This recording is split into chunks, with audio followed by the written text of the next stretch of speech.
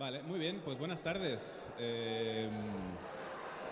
Estoy encantado de estar aquí, la verdad es que es un gustazo participar en la primera edición de este... Gracias. Nada, buenas tardes, bienvenidos a todos. Espero que no os vayáis muy lejos, que es una historia muy interesante la que vamos a ver hoy. Y nada, sin más dilación, deciros que vamos a hablar de El día 3, que es una novela gráfica de Cristina, Miguel Ángel y Laura Ballester, que está ahí al fondo. Entonces, bueno, si os parece, voy a presentaros uno a uno. Gracias. Tenemos ahí al fondo a Laura Ballester, que es la, bueno, un poco la semillita de todo este proceso. Y bueno, los tres sois autores, ¿verdad? Simplemente que igual Laura estás como guionista a pesar de haber escrito ya la novela previa. Y bueno, siguiente tenemos a Miguel Ángel Giné, que también es autor del cómic. No eres guionista, ¿no? ¿Eres el escritor o eres el dibujante? Guionista. ¿Sí? Guionista, sí. Vale, guionista. Entonces tú eres la autora dibujante. de... Sí. Y eres Cristina... Durán. Perdón por el lapsus. Pues nada, muchas gracias por estar aquí. Espero que no os parezca muy repetitivo lo que os vaya a preguntar, pero sí que creo que es muy interesante abordar la historia desde cero, porque justo cuando estaba viniendo hacia aquí, explicándole a amigos y conocidos pues lo que íbamos a hacer, no conocían la historia. Y es algo que un poquito hasta me molesta, ¿no? Porque no tengo ni la más mínima relación tan cercana como habéis tenido vosotros, pero aún así, lo poco que sepas ya tienes que empatizar con la historia desde cero. Entonces, me gustaría empezar con la previa de la novela gráfica, que es la historia de Laura, porque ya escribiste un montón de artículos en el periódico de Levante y a partir de ahí escribiste tu ensayo, ¿no? ¿Cómo fue ese proceso? O sea, ¿cómo empezó todo tu camino hasta escribir tu novela, vaya? Bueno, pues la verdadera semilla de toda esta historia es una semilla que nunca debería haber crecido y que nunca se debería haber producido. Porque toda esta historia empieza por el accidente del metro del 3 de julio de 2006 en Valencia, que se produce en una Valencia que a mí me gusta definir como la Valencia multiorgásmica, porque en aquella época pues éramos como los campeones, ¿no? de España. Sí. Teníamos la Copa de la América, teníamos la Fórmula 1, venía el Papa a Valencia. Todo lo bueno estaba sucediendo allí. Y entonces a 41 personas se les ocurre morirse a 6 días de la visita del Papa. Fue un accidente inoportuno que sucedió en el peor momento y que el accidente sucede el lunes 3 de julio del 2006 y el viernes llegaba el Papa Benedicto XVI a Valencia para celebrar el 5º Encuentro Mundial de las Familias. Como Valencia estaba de fiesta y es como cuando se te muere la abuela a 3 días de celebrar la comunión de tu hija o celebrar una boda. Lo cuento así de crudo porque así es como pasó. Y lo que sucedió es que la Generalitat intentó reaccionar de una manera rápida y acelerada para resolver las cuestiones que hay que hacer ante una tragedia de esta magnitud, porque el accidente del metro de Valencia es el 5º más grave de Europa, porque no es normal que se muera gente en un metro. O sea, los accidentes tan graves antes del accidente del metro, pues siempre nos sonaban que se producían en la India, se producían en otros países, ¿no? Pero es que como he hablado contigo en valenciano, ahora me sale el valenciano. No voy a mirarte. El problema que hubo es ese, que se intentó cerrar etapas muy rápido Y, por ejemplo, el funeral de Estado que se hizo para las familias del accidente del metro, pues se hizo cuando aún ni siquiera a las familias se les había entregado los cuerpos, ¿no? de sus familias. Sí, fue como, te corto un poquito, fue como para ayudarte un poco para ir avanzando, si te parece. No, te lo iba a resumir ya muy rápido. Vale, pues eso fue el inicio de una historia que se ha prolongado durante 15 años de lucha, en el que las familias que fueron ninguneadas, menospreciadas,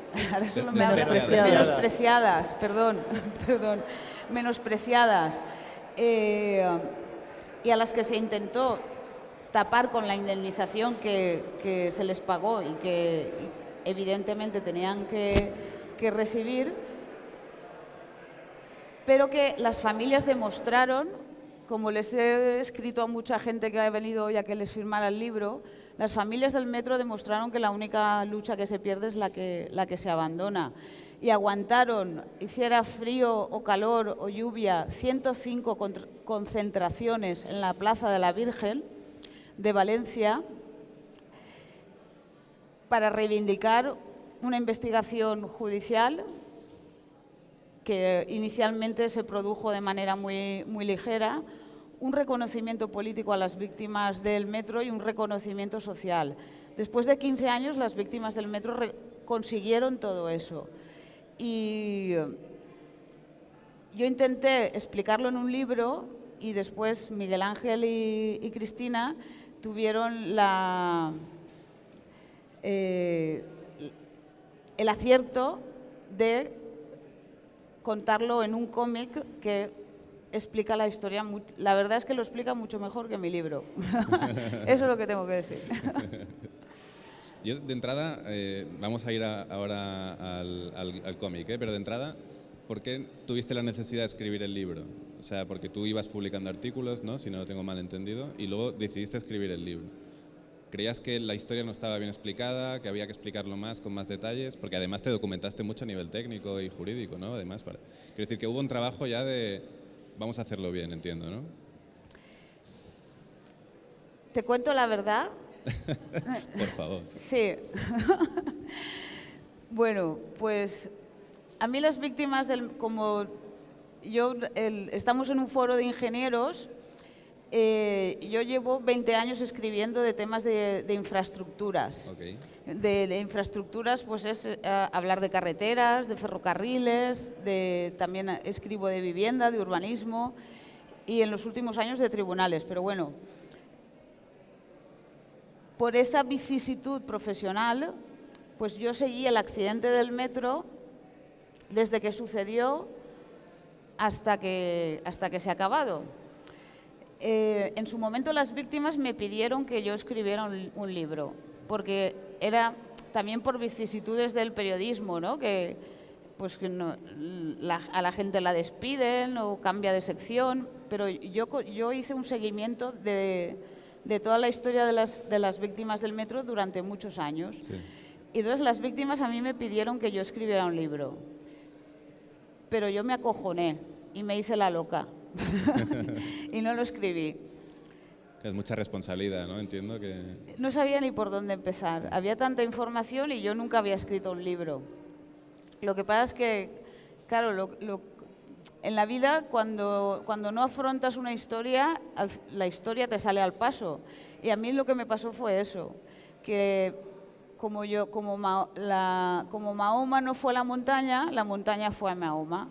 Y entonces un día se puso en contacto conmigo un editor y me dijo, queremos, era una editorial nueva allí en Valencia, queremos iniciar contigo libros de ensayo que queremos publicar y queremos que el primer libro que publiquemos de ensayo sea la historia de las víctimas del metro, del accidente del metro.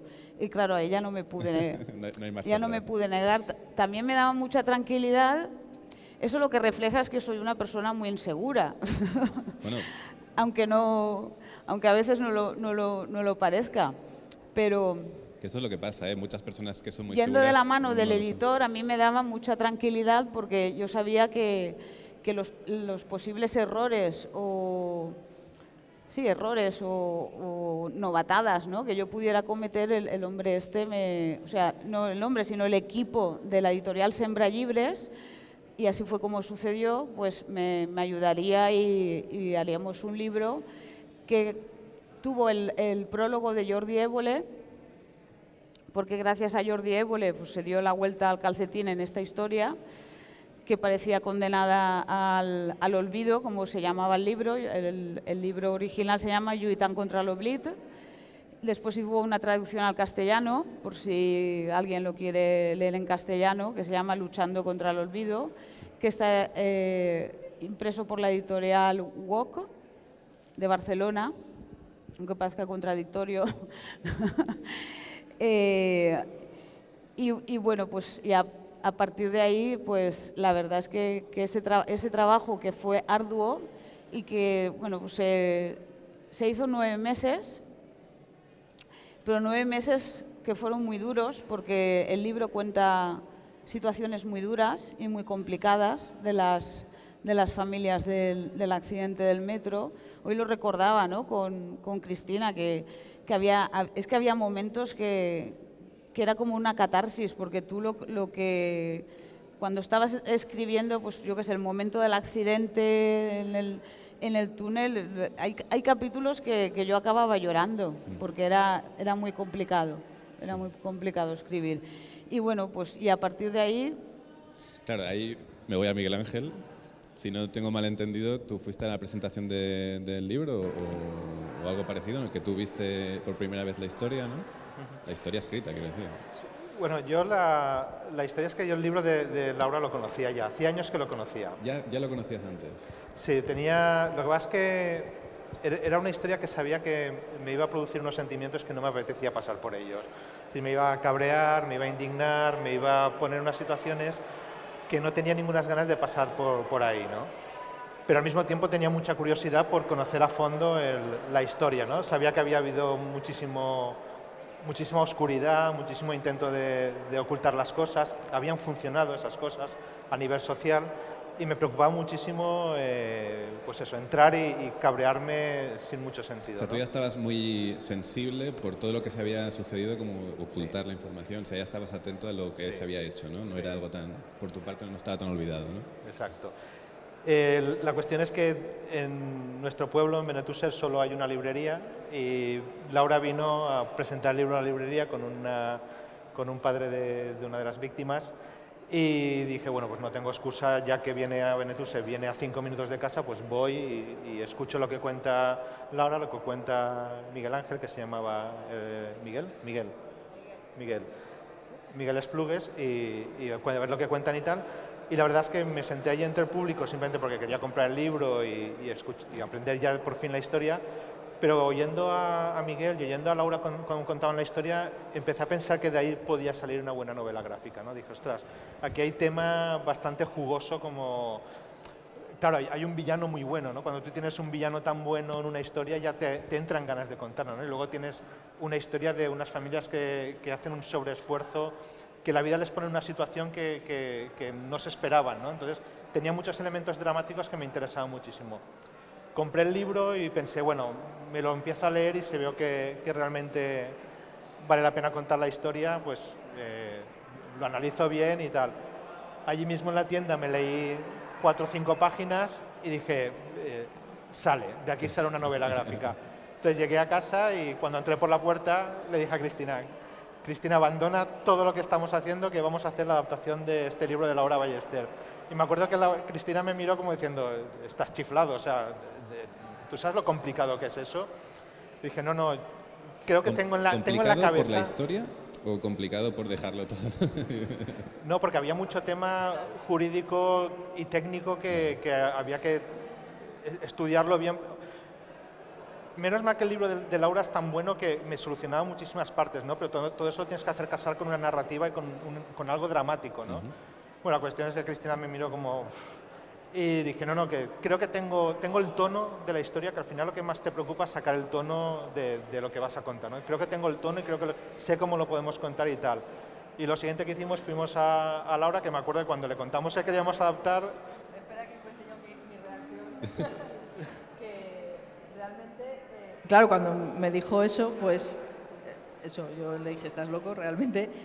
Por un lado, porque sí que lo veía una historia muy complicada, y por otro, porque claro, era una historia real, nosotros ya habíamos contado una historia real, pero era una historia autobiográfica. Entonces, claro, cuando hablas de ti mismo, sí que decides qué contar, qué no contar, o las personas que tienes cerca, pues puedes pedir opinión, ¿no?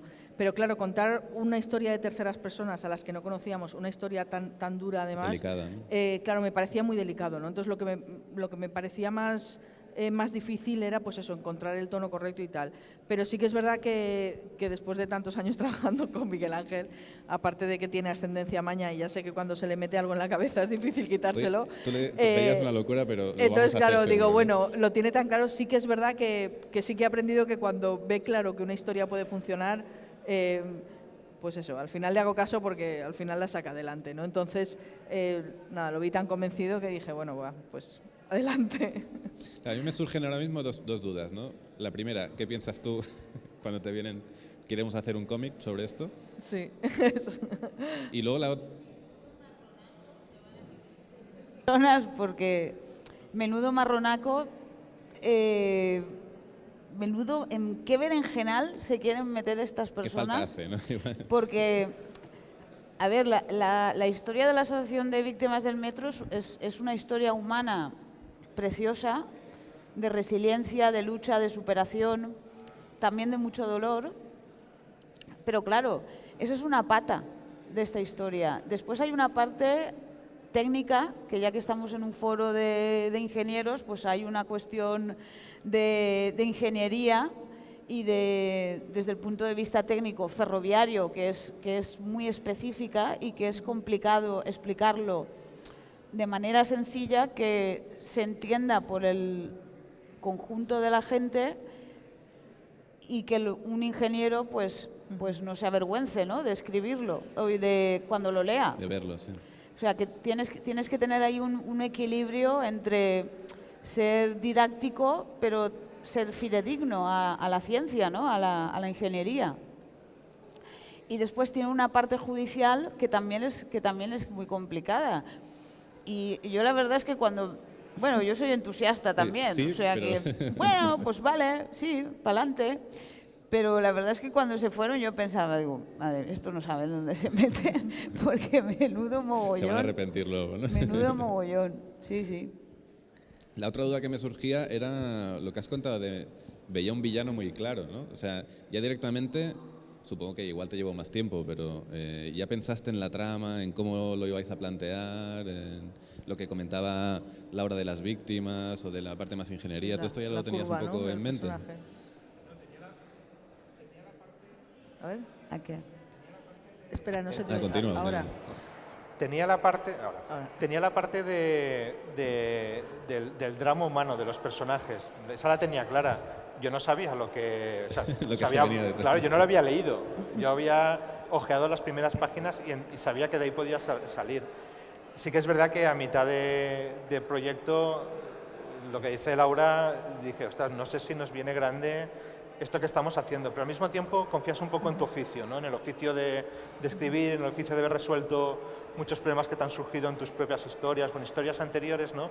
Y tiras un poco de oficio para intentar sacar adelante la narrativa, ¿no? El que las cosas estén claras, que estén bien explicadas, que se entienda todo, ¿no? Y bueno, confías un poco en eso, yo tiré mucho de ahí, confié mucho en eso y también confiaba en que se lo enviamos a Laura y se lo enviamos a Rosa Garrote, la presidenta de la Asociación de Víctimas, y ellas hacían como un repaso de que todo estuviera en su sitio y nos contestaban, no, esta persona no dijo esto, o esto no fue exactamente así, fue de la otra forma. Entonces había también como unos controles de calidad, ¿no? Sí, y luego a nivel de estructura lo que sí que hicimos es que, claro, Miguel Ángel, que iba a hacer el guión, se leyó primero el libro, pero entonces lo que decidimos fue, yo no me voy a leer el libro de Laura todavía, me voy a leer primero tu guión, a ver si lo entiendo, ¿vale? Entonces, sí que es verdad que, claro, cuando yo leí el guión más o menos entendí las cosas y tal, pero algunas cosas sí que no acababa de entenderlas, y era porque, claro, una cosa es un ensayo y otra cosa es un cómic, ¿no? Entonces, claro, el ensayo sí que va haciendo saltos en el tiempo porque va como cogiendo temas, ¿no? Pues hablas de los sistemas de frenado, de tal, pues, de las balizas, de tal, ¿no? De todas estas cosas, pero claro, a la hora de contar una historia, como además hay muchas subidas y bajadas en toda la historia, el no tenerlo por orden cronológico al final era un poco lío, ¿no? Entonces, lo que hicimos al final es que nos sentamos los dos con Miguel Ángel, esto ya lo había un poco previsto, entonces las secuencias... O sea, ¿el guión que viste tú era un poco el mismo estilo de la novela, entonces? Sí, o sea, sí que seguía un poco más o menos la estructura del ensayo de Laura, pero claro, a mí eso sí que me creaba un poco de confusión porque iba y volvía en el tiempo, entonces era un poco lioso. Entonces lo que hicimos fue que, como Miguel Ángel ya lo había hecho como por secuencias, es decir, secuencias para poderlas luego mover, lo que hicimos fue sentarnos un día, una mañana entera con todo el storyboard y entonces decir, vale, o sea, vamos a ponerlo cronológicamente porque si no, es lo que comentábamos, ¿no? Hay tantísimos datos que claro, tienes que ordenarlos de una manera que el lector no se pierda, ¿no? Entonces, al final, reorganizamos todo a nivel cronológico y sí que algunas cosas pues las ajustamos por lo que te comentaba, ¿no? Como yo no me había leído el libro de Laura, pues digo, mira, esto no lo acabo de entender, aquí me faltan datos, aquí tal. Entonces, con eso ya vimos lo que se entendía y lo que no. Y ya, después de todo ese proceso, fue cuando yo me leí el libro de Laura, ¿vale? Para luego, a la hora de dibujar y todo eso, tener más datos. También decir que siempre hicimos, como hacemos siempre en todos estos cómics, tenemos unos cuantos amigos a los que les damos la brasa, amigos en los que confiamos a nivel de narración y a nivel de contar historias, y sí que les solemos pasar el storyboard para que lo lean y vean si se entiende, ¿no? Pero vamos, sí que es verdad que era una historia bastante compleja, pero vamos, también decir que hemos aprendido un montón, quiero decir, yo ya... Eso de balizas, sistemas de frenado y cosas de esas, sabemos un poquito. Bueno, igualmente, ahora que lo comentas, tampoco, yo al leerlo, me parece que hay mucho... No es muy denso técnicamente, no. o sea... No, sí, el problema es un poco lo que comenta Miguel Ángel siempre cuando escribe un guión, o sea, es saber cortar, es decir, hay que podar y recortar para que no te aburras, ¿no? Entonces yo creo que bueno, que el mérito que tiene el guión de Miguel Ángel, ahora que no me oye, es que realmente está muy bien construido por lo que tú dices, porque no te aburres, o sea, te mantiene de interés todo el rato, vas pasando de tema judicial a tema periodístico, a tema ferroviario, pero te vas enterando de la historia, ¿no? Entonces, yo sí que pienso que es un guión realmente muy complejo, pero muy fácil de leer. Sí, la verdad es que sí. Había leído en alguna entrevista que ya habíais hecho hace tiempo que os habíais planteado de que la historia fuera Laura investigando, ¿puede ser? ¿Cómo? Que la trama fuera Laura. Laura investigando, no.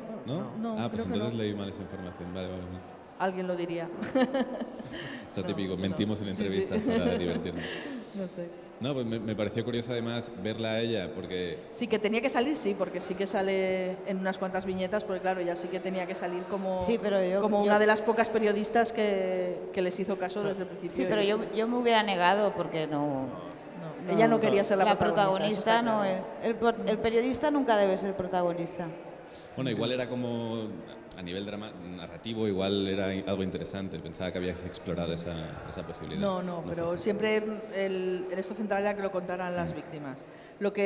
En ese sentido, lo que sí que hicimos fue que bueno, las 2 o 3 historias cortas que se cuentan de las víctimas sí que son completamente reales, pero el padre y la hija, que son los narradores de la historia, son los únicos personajes ficticios, aunque son ficticios entre comillas, porque realmente representan a todas las familias. Es decir, no quisimos elegir a una de las 80 familias para ser la protagonista, sino que pensamos que era más justo hacer una familia que englobara a ese pensamiento. De hecho, algunas de las reflexiones que hacen el padre y la hija son cosas que nos han dicho las víctimas, ¿no? Entonces, lo que hemos hecho ha sido reunir en esa familia el sentir de muchas de las víctimas. Sí, eso estaba pensando antes, ¿no? O sea, es el padre y la hija, realmente los protagonistas, por así decirlo, de la historia, ¿no? Que además ves al final como el padre como que al final despierta, en cierto modo, ¿no? Sí, un poco la curva esa de personajes, eso fue lo que te te gustó de Miguel. Y es una metáfora también de la sociedad valenciana, ¿no? El padre despierta igual que la sociedad valenciana despierta, ¿no? Al final, si quieres transmitir grandes ideas, tienes que irte a personajes que transmitan esas grandes ideas, si no, no las transmites bien. Entonces, utilizas un personaje para transmitir esa idea gigante, ¿no? de toda una sociedad reflejada solo en un personaje. ¿Y lo visteis también en la asociación de víctimas o eso de que, porque al final lo que le pasa al padre es que no quiere saber mucho, mira, Sí. no quiero implicar, o sea, ya ha sufrido bastante, no quiero meterme más en este jaleo. Sí, bueno, una de las cosas más bonitas del proceso del libro ha sido precisamente el trabajo con la asociación, es decir, que obviamente desde el principio pues Laura nos presentó y tal, y desde el principio estaban súper abiertos a, ellas siempre nos lo dicen, ¿no? Cualquier persona que quiera dar a conocer nuestra historia, nosotros le vamos a apoyar, ¿no? Lo que pasa es que, claro, te resulta raro estar enseñándoles el story y contándoles su propia historia, ¿no? Entonces sí que teníamos muy claro que lo principal era el respeto a sus sentimientos y a su dolor, y que como hicieron, es decir, estuvieron revisando todos los capítulos uno por uno para que realmente se sintieran identificadas y se sintieran reflejadas en el libro, ¿no? Entonces tuvimos mucho cuidado con esas cosas y de hecho algunas cosas las cambiamos porque nos las pidieron ellas. Quiero decir que eso, que al principio íbamos, nosotros, Miguel Ángel había pensado en hacer una secuencia final en silencio, una secuencia muda con todo el accidente, como el accidente sí que está descrito, pues dibujar cómo descarrila el tren, cómo saltan las personas por las ventanas, cómo son machacadas y tal. Entonces, todo eso iba a ser una secuencia al final. Y en una de las conversaciones con las víctimas fue precisamente comentando, no, es que habíamos pensado, o sea, en el momento que dijimos dibujar la secuencia, o sea, no dijeron nada, solo por la cara que pusieron dijimos, vale, no, esa secuencia se va fuera. O sea, esa secuencia no se va a dibujar. Porque claro, ya tienen bastante dolor sabiendo lo que ha pasado, que si encima tú eso lo pones en imágenes, el dolor aumenta, es decir, porque encima lo ven. Entonces, claro, no era necesario, esa escena no era necesaria. Hay un par de escenas que a mí me impactaron mucho al ver el cómic, que es cuando, que evidentemente pasaron, ¿no? Que cuando está la familia, bueno, creo que los primeros 5 años fueron haciendo el mismo trayecto del metro.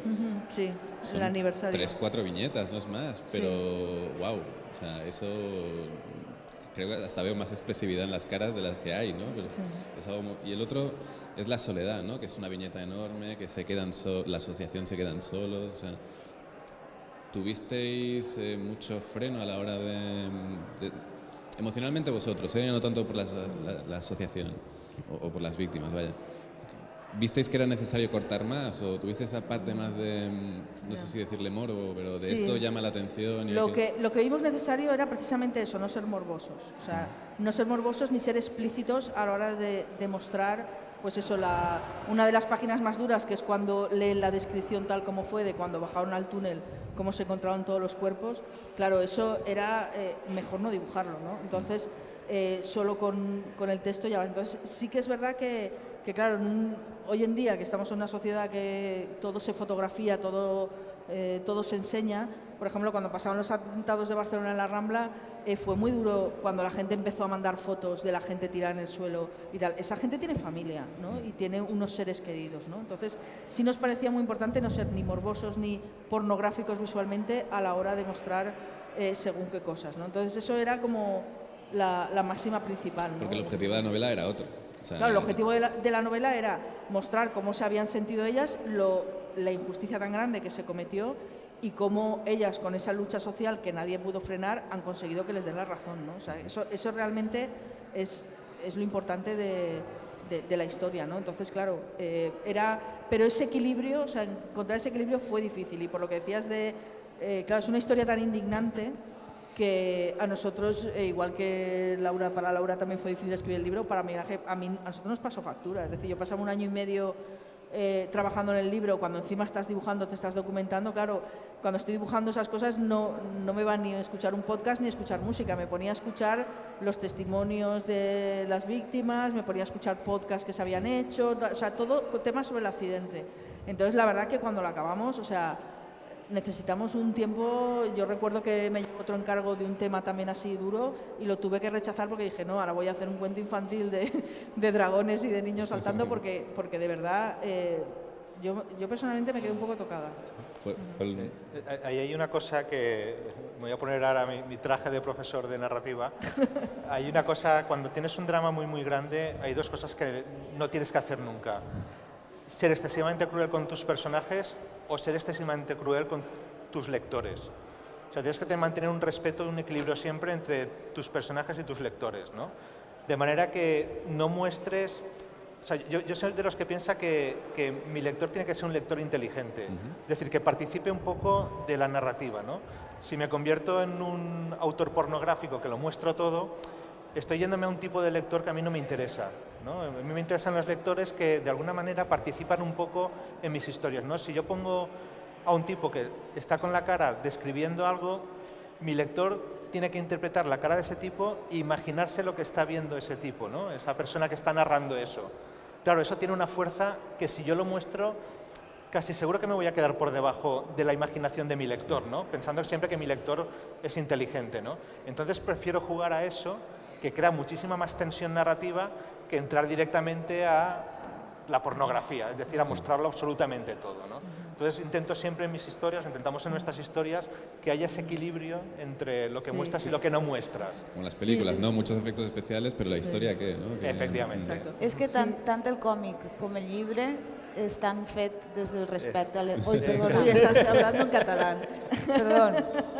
Tanto el cómic como el libro están hechos, bueno, tampoco sé, están hechos desde el respeto a las víctimas, porque yo creo que tanto para Cristina como para Miguel Ángel y para mí era nuestra principal obsesión.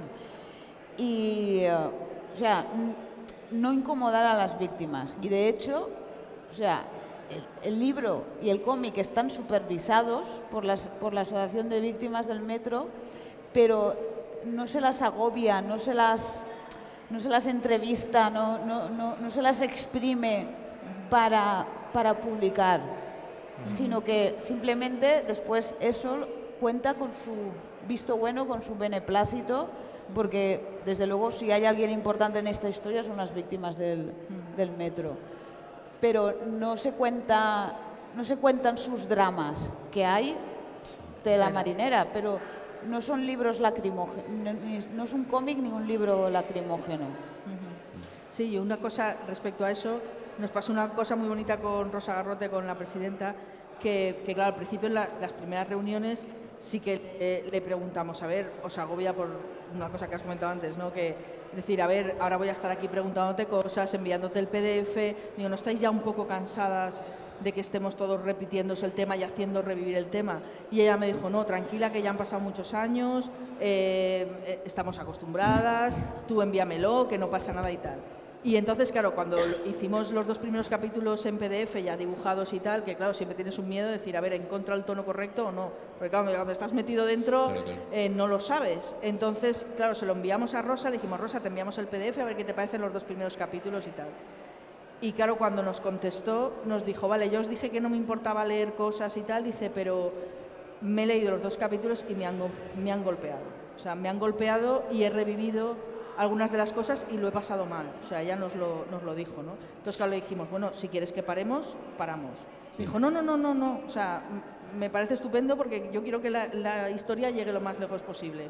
Pero claro, eso sí que nos dio un poco de confianza en el sentido de decir, bueno, pues realmente sí que está contando el tono que toca porque a ella le ha hecho, o sea, es un poco el poder que tiene, o sea, la potencia que tiene el cómic, ¿no? Con la imagen que y con afectó, el esto, pero por lo que vivía, no que tanto estaba porque... contado de una manera que ella dijo, ostras, además no lo dijo, yo no soy lectora de cómic y me ha sorprendido, o sea, me ha sorprendido porque yo misma sin querer, o sea, intentando leerlo de una manera fría y a distancia y objetiva, sin querer me he metido otra vez en la historia, lo he revivido y me he metido dentro otra vez. Entonces, al revés, o sea, lo había pasado mal, pero estaba muy contenta porque decía, adelante, o sea entonces bien. sí que teníais momentos para entrevistar, o sea, estuvisteis sacando información y luego ya... Lo que hicimos fue, tuvimos un par de reuniones con ellas y cuando ya teníamos toda la planificación de la story, se lo contamos todo para ver qué les parecía y a partir de ese momento, cada vez que teníamos 1 o 2 capítulos acabados ya dibujados, se lo enviábamos. Entonces lo iban leyendo y íbamos hablando. Hay una cosa que me sorprende al leer al final, que hay como una carta de la presidenta de la asociación, que está como tratando de justificarse, ¿no? No sé si fue solo mi interpretación. Yo, por X motivos, he estado en entornos laborales de mucha manipulación y sí que es como, wow, el callo que tuvieron que hacer de constantemente tener que explicar de más. Entonces, dicho esto, no sé hasta qué punto os parece que tuvisteis demasiada información o demasiado os confunds, o sea, bueno, al final es una historia de cómo pues el entramado político, prácticamente una mafia, cómo engaña, cómo manipula la información. ¿Hasta qué punto os confundía todo eso? O sea, ¿o teníais clara la historia por dónde iba? No sé, yo estaba claro. Igual... Sí, no sé, estaba claro la indignación que teníamos de todo O sea, lo que les habían hecho. A nivel también narrativo, ¿no? No sé hasta qué punto quizás lo sufriste más tú, Laura, ¿no? Al principio, con qué es lo correcto, qué está bien, qué es verdad, qué no es verdad, qué me puedo creer, qué no me puedo creer de todo lo que estoy investigando. Dudas siempre tienes muchas. Lo que pasa es que cuando afrontas periodísticamente una información de este tipo, siempre hay una versión oficial, que es la que la administración intenta colar, intenta vender. En este caso, el mantra era: el accidente era imprevisible e inevitable y la culpa ha sido del maquinista, que falleció en el accidente. Y de ese mantra no salían. Claro, la historia es que nosotros, cuando digo nosotros me refiero al periódico Levante, para el que yo trabajo, y pues, trabajo que yo hice en colaboración con más compañeros. Pues bueno, desde el principio lo que contamos es que ese tramo no tenía una baliza de frenado, que es un sistema muy sencillo que está en la vía del tren, y si un tren sobrepasa la velocidad, pues lo frena. Ferrocarrils de la Generalitat Valenciana, que es la empresa responsable del tren, negó desde un principio que la baliza fuera necesaria, pero bueno, al final, a los 15 días del accidente, dijeron que las instalaron por presión social, pero colocaron 16 balizas de frenado Sí, por no hacer falta, pues, en el túnel donde se produjo el accidente. Y con el tiempo migraron del sistema de frenado, que era el sistema FAP, que es frenado automático puntual, migraron al ATO, que es Automatic Train Operation, que es uno más avanzado y elaborado. Y no es que pusieron 17, como pusieron 15 días después del accidente, es que pusieron 800 balizas en el accidente, en los tramos subterráneos de Valencia. Claro, cuando van pasando esas cosas, pues dices, pues es que no me equivoco, ¿no? O cuando te dicen, no, el accidente no ha tenido el tren no ha tenido accidentes anteriores. Y buscando en el archivo, en la hemeroteca del periódico, te encuentras el tren del accidente descarrilado. Entonces, Ferrocarrils, la empresa, como si fuera Metro Madrid, ¿no? Aquí. Sí. Ferrocarrils de la Generalitat Valenciana, FGV, decía que el tren accidentado no había sufrido accidentes anteriores, y al final tuvieron que admitir que había sufrido 3. Entonces los vas pillando en esas mentiras por no entrar en el capítulo de la caja negra, que se quiso leer. El libro de averías. La caja negra, que es la prueba fundamental de un accidente, tanto de aviones, que es lo que más nos suele sonar, pero también en los accidentes ferroviarios, y que Ferrocarrils de la Generalitat, los directivos de Ferrocarrils de la Generalitat se empecinaron se empecinaron en leerla esa misma noche, y la leyeron y borraron los datos. Es que, y así no pararíamos de contar despropósitos. Entonces, cualquier duda que te surge, volviendo al origen, que era tu pregunta, cualquier duda que te surge, tú lo que dices es, vale, igual me estoy equivocando, pero ¿para qué están haciendo todas estas cosas? ¿Para qué están intentando borrar? Y entonces, lo que tienes claro es, igual que no eres equidistante ni con la violencia machista, ni con el terrorismo, ni con muchas cuestiones, ¿no? Ni con otras cuestiones, la memoria histórica o otros temas, ¿no? Pues tampoco eres equidistante en esta historia. Y yo desde el principio lo que tenía claro es que del lado de quien estaba era de las víctimas. Y a su servicio me puse periodísticamente para intentar conseguir la la verdad lo más próxima posible que pudiéramos conseguir. Y al final lo consiguieron, porque en enero de 2020 una sentencia reconoció que el accidente era previsible, evitable y que una baliza de frenado habría evitado el accidente. Todo lo opuesto a lo que se decía desde el 15 principio. años después. Querías comentar algo, ¿verdad? Sí, justo en Valencia, en el Salón de Cómic, estuve en una charla de cómic social y me hace gracia porque entre el público había un psicólogo y nos hizo casi esa pregunta. Estaba con Sara Soler y claro, yo al final lo que contesté fue que si tú que tienes una capacidad de transmitir un discurso no lo transmites, el discurso se lo apoderan otras personas, ¿no? Por ejemplo, en el tema de Sara cuenta su experiencia con su pareja que hace una transición de género, es trans, ¿no? Entonces, claro, yo decía, claro, es que si Sara, que lo ha vivido en primera persona esa transición, no lo cuenta, de ese discurso igual se está apoderando la Iglesia, ¿no? Por ejemplo, ¿y no es mejor siempre que te lo cuente Sara, que lo ha vivido, o Laura, que lo ha estado siguiendo, que se apodere de ese discurso el poder mediático, el poder eclesiástico o el poder judicial? ¿No es mejor que las personas que lo han vivido intenten por lo menos que su discurso se oiga, ya no que se apoderen de él, ¿no? Sino por lo menos que se oiga, porque si no se deja de oír. Claro, si tú no accedes a ciertos sitios se deja de oír, ¿no? Entonces, en la pequeña plataforma mínima que es un cómic, pues por lo menos que tengan una voz más las víctimas para transmitir ese discurso, ¿no?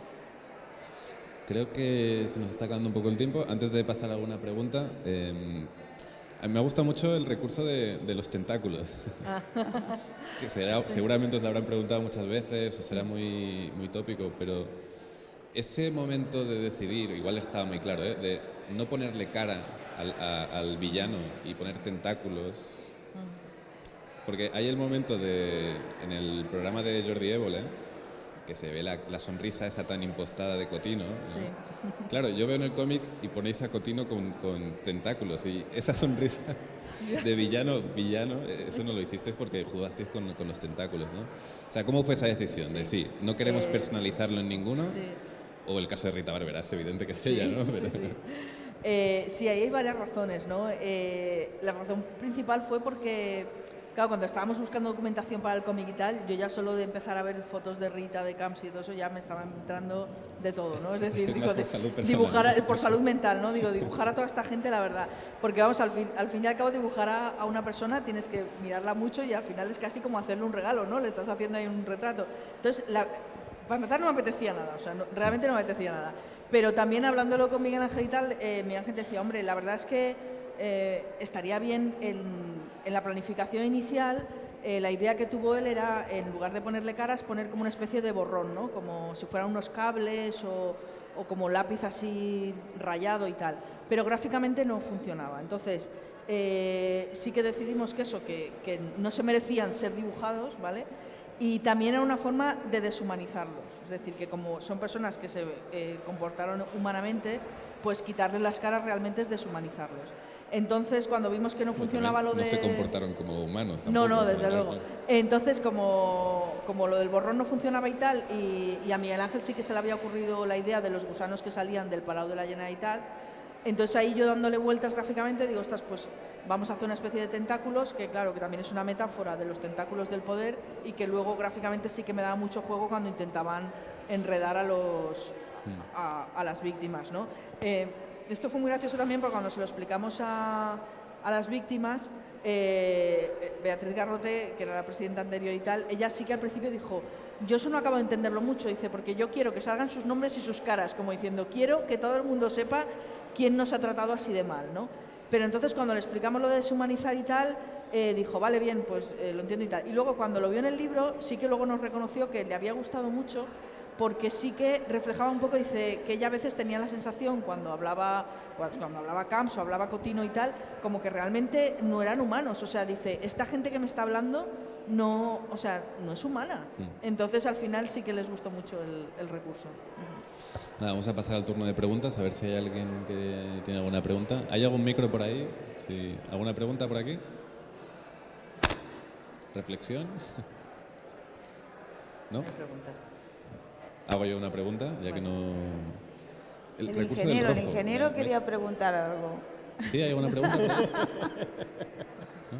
El recurso del rojo. Me ha hecho mucha gracia como habéis jugado con el rojo como único, todo gris. Y Eso, cuéntalo tú. en algunos lugares sí que es como muy obvio y en otros supongo que, bueno, toca poner algo. No lo sé cómo fue. Bueno, para que se viera Rita, pero... No, fue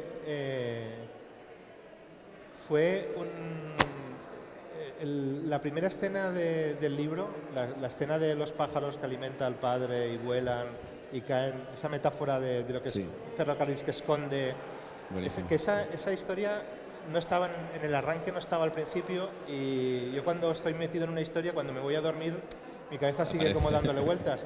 Y una noche me fui a dormir y eso que estoy en la almohada se me ocurrió esa escena y dije, ostras, creo que es bastante buena. Se la conté al día siguiente a Cristina y me dijo, es buenísima, o sea, me parece genial. Entonces cuando la dibujamos, cuando cae la mancha de sangre, la habíamos hecho en negro y no acaba de funcionar. Entonces le dije a Chris, mira, he probado el rojo, porque coloreo yo los cómics, he probado el rojo y la verdad es que funciona muy bien. Podíamos utilizar el rojo solo en momentos muy, muy concretos, ahí en la ropa de Rita Barberá. Que no, y además casualmente el logo de Metro Valencia es rojo también. O sea, claro, entonces lo empezamos a probar y dijimos, ostras, luego lo hablamos con la editorial, le digo, ¿hay algún problema que en vez de 2 tonos sean 3? Nos dijeron, no hay absolutamente ningún problema, haced lo que queráis y tal. Y entonces, a partir de la mancha de sangre del pajarillo del principio, tomamos la decisión de que el rojo apareciera de una forma bastante dramática, es decir, en momentos muy, muy concretos del drama. Bueno, ¿alguna pregunta por aquí? ¿No? Pues para acabar, ¿cómo se ha marcado esta historia? O sea, ya han pasado 15 años, pero esto se hizo ya hace más tiempo, o sea, hace un tiempo, vaya. ¿Cómo lo estáis viviendo? ¿Ya habéis desconectado un poco? Recuerdo haberte visto en una entrevista a la hora en TV3, en los matins, que era justo cuando ya era oficial que se había hecho la sentencia. Que tú también comentabas, también me hace falta desconectar de esto, ¿no? Que cerrar una etapa.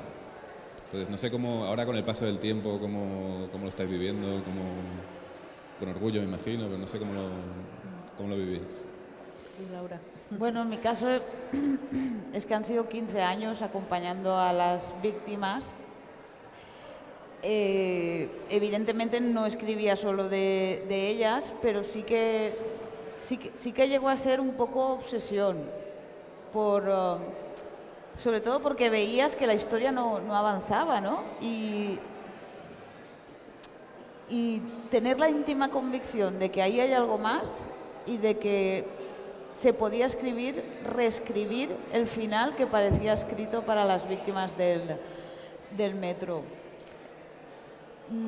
A mí me marcó, al principio se podría decir que para mal, porque me identificaban con Laura la del metro, me decían Laura del metro, Lady Baliza, así de coña y tal. Lady Baliza. Pero bueno, a mí no me molestaba, la verdad. Y bueno, y después, pues bueno, a partir del libro, el cómic, sobre todo el reconocimiento de las víctimas y la amistad de las familias. Yo no hubiera querido nunca conocerlas en estas circunstancias, pero para mí han sido las personas más importantes que he conocido en mi vida. Y lo digo así por lo que me han demostrado, ¿no? de la historia tan dura que han vivido y cómo han sabido salir de esa historia, llevarla adelante y reconstruir sus vidas, cada uno a su manera. Y la verdad es que a mí me ha marcado personal y después periodísticamente también, porque pues bueno, el libro cosechó muchos premios también. El cómic consiguió el Premio Nacional de Cómic, que es el máximo, ¿no? que se puede conseguir. Además conocí a 2 personas maravillosas como Miguel Ángel y Cristina, y bueno, pues de un accidente desgraciado, pues la resiliencia de las víctimas yo creo que nos ha hecho resilientes al resto y hemos conseguido extraer cosas muy bonitas. Sí, bueno, coincido prácticamente al 100% con Laura. Pasa una cosa muy curiosa, ¿no? Nosotros cuando hicimos Una posibilidad, que cuenta la historia de nuestra primera hija con parálisis cerebral y tal, hay un proceso muy bonito, muy resiliente además también, que es que tus recuerdos, cuando evocas tus recuerdos, a mí me vienen las imágenes del cómic, no me vienen tanto, porque claro, nosotros vimos muchos documentales y tal, no lo vivimos como las víctimas, pero nos empapamos mucho. Pero sin embargo, cuando evoco aquello, evoco las imágenes del cómic, igual que cuando evoco lo que nos pasó con nuestra hija, evoco más las imágenes del cómic que las de la realidad, ¿no? Porque realmente los dibujos son muchísimo más bonitos que la realidad, ¿no? Entonces, me pasa un poco lo mismo, que cuando evoco las páginas de cómic, recuerdo el proceso, no sé, recuerdo todo eso.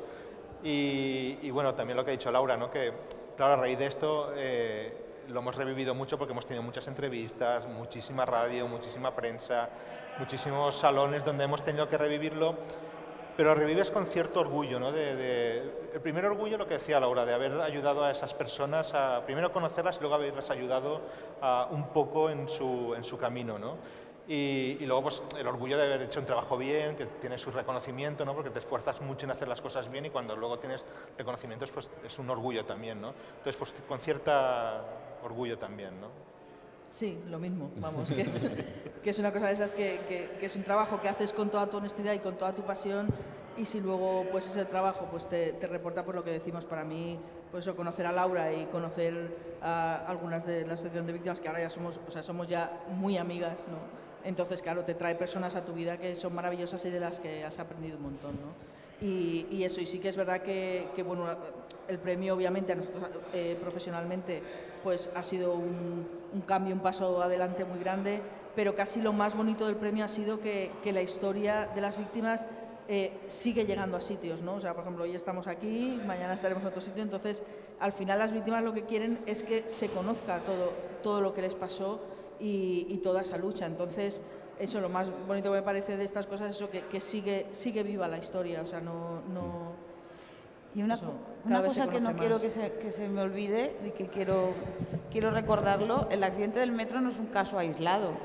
Sí, que luego estuvo el del Albia. Después estuvo el accidente del Albia de Santiago, de julio del 2013, en el que murieron 81 personas y 140 resultaron heridas, y que en 2022 aún no se ha celebrado el juicio donde se juzgará al maquinista, que ahí sí que sobrevivió, fácil, sí. Pero después también se juzgará al responsable de operaciones de Adif, Andrés Cortavitarte, que curiosamente fue el perito que hizo el dictamen sobre el estado del tren del accidente del metro. Y no solo las víctimas del Albia, sino que también siguen luchando las víctimas del accidente de Spanair, las víctimas del YA 42, que también han tenido que pelear muchísimo, y de otros siniestros, que lo que demuestra es que este es un país de cero responsables, ¿no? Porque cuando a la hora de cortar banderitas de inauguración, pues hay codazos, ¿no? De aportarse tantos, pero cuando sucede algún accidente o hay algún problema, pues las responsabilidades se diluyen y nadie asume las responsabilidades. Primero para asumirlas y después para dimitir. Y eso afecta a todas las administraciones públicas, porque haya habido gobiernos de derechas y de izquierdas. O incluso en algunos accidentes la responsabilidad está mezclada o cruzada. Y bueno, yo creo que es este tipo de cómics, lo que son cómics de información masiva, como también le he puesto a algún lector que ha venido aquí, que lo que hacen es hacer ciudadanía, porque sobre todo una ciudadanía informada y crítica, yo creo que es lo que necesita esta sociedad para afrontar todos los problemas que estamos afrontando en los últimos años. Sí, yo quería decir una cosa muy rápida, ya sé que nos echan. No, muy rápido, no me quiero olvidar tampoco de otra pata de esta historia, que es el documental de Barret Films de la estrategia del silencio, en el que nos basamos mucho y que si os ha gustado el cómic os recomiendo que lo veáis también. Y por lo que decías del accidente del Albia, también hay un documental que se llama Frankenstein, que yo lo vi y se me puso la carne de gallina por lo que decía Laura, ¿no? Porque años después del Metro de Valencia no habían aprendido nada porque la mitad de las cosas que pasaban en el Metro de Valencia volvieron a pasar en el accidente del Alvia. Pues nada, muchas gracias. Lo siento por tener que cortaros. Yo me quedaría horas y horas hablando de esto. De hecho, no hemos hecho ni la mitad de las preguntas que tenía aquí. Pero creo que solo por el ímpetu y las ganas que le habéis puesto para que esto haya llegado a algún lugar y que se cuente la historia que no se cuenta, como comentabas, Miguel Ángel, creo que ha valido la pena. O sea, nada, muchas gracias y espero que haya muy pocas así. Exacto, que ya no haya más. Nada, muchas gracias. Gracias a todos.